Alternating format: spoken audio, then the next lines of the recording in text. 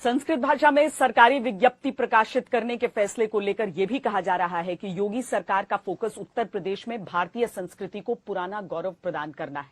इसके तहत योगी सरकार ने पहले इलाहाबाद का नाम प्रयागराज किया था, उसके बाद फैजाबाद का नाम अयोध्या किया। कुछ ही दिन पहले योगी सरकार ने आगरा के मुगल म्यूजियम का नाम बदलकर छत्रपति शिवाजी महाराज म्यूजियम कर दिया था और अब संस्कृत भाषा में सरकारी विज्ञप्ति प्रकाशित करने के फैसले को भी इसी नजर से देखा जा रहा है। लेकिन हम चाहते हैं कि इस खबर को आप किसी राजनीतिक चश्मे से मत देखिए, इसे आप संस्कृत भाषा को उसका खोया हुआ दर्जा वापस दिलवाने के एक प्रयास के रूप में समझिए। क्योंकि संस्कृत का नाम आते ही हमारे मन में गर्व का संचार तो होता है, लेकिन जब संस्कृत बोलने की बात आती है तो लोगों का सारा जोश ठंडा पड़ जाता है।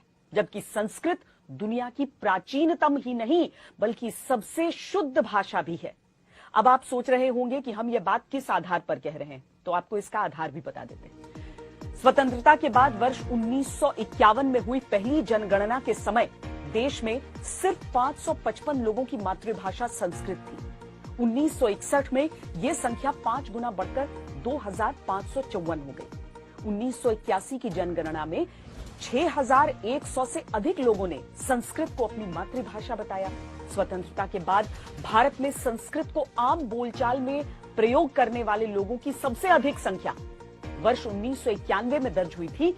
तब 49,736 लोगों ने संस्कृत को अपनी मातृभाषा बताया था। उसके बाद 2001 की जनगणना में यह संख्या घटकर सिर्फ 14,135 रह गई। लेकिन फिर अगले 10 वर्ष में संस्कृत बोलने वाले लोगों की संख्या करीब 10,000 बढ़ी। 2011 में यह संख्या 24,821 थी। संस्कृत भाषा की इस हालत के लिए एक तर्क हमेशा दिया जाता है कि संस्कृत रोजगार की भाषा नहीं है। काफी हद तक ये बात सही भी है, लेकिन इसके लिए भी हमारा समाज और हमारी सरकारें जिम्मेदार है।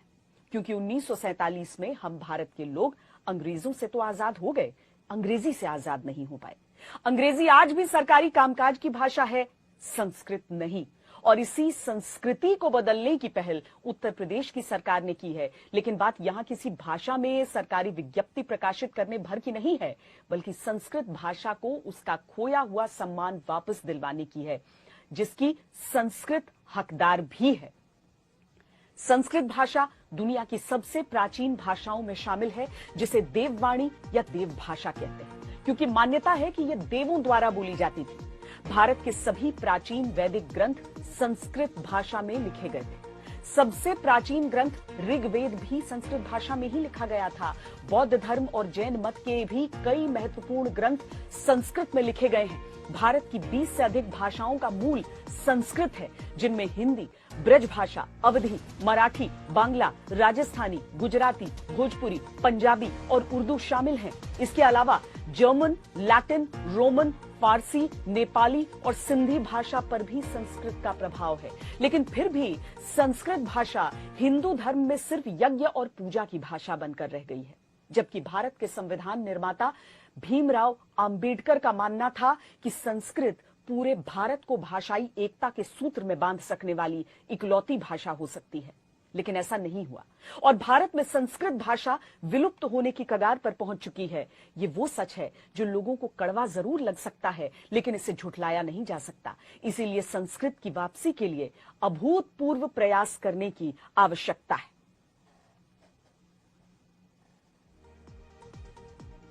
राष्ट्रकवि रामधारी सिंह दिनकर ने साहित्य अकादमी पुरस्कार से सम्मानित अपनी पुस्तक संस्कृति के 4 अध्याय में यह बताया है कि संस्कृत किस तरह भारत की आत्मा में रची बसी हुई है। दिनकर जी लिखते हैं, प्रत्येक प्राचीन जाति का संस्कार, उसकी आत्मा और उसके प्राण उसकी अपनी भाषा में बसते हैं। भारत की आत्मा और भारत के सूक्ष्म संस्कारों का निवास संस्कृत में है। संस्कृत इस देश में बसने वाले लोगों की सेवा और नहीं तो 3-4 हजार वर्ष से करती आई है। भारत की सभी भाषाएं संस्कृत के घाट पर पानी पीकर जीती आई हैं और आज भी उनका उपजीव्य यही भाषा है।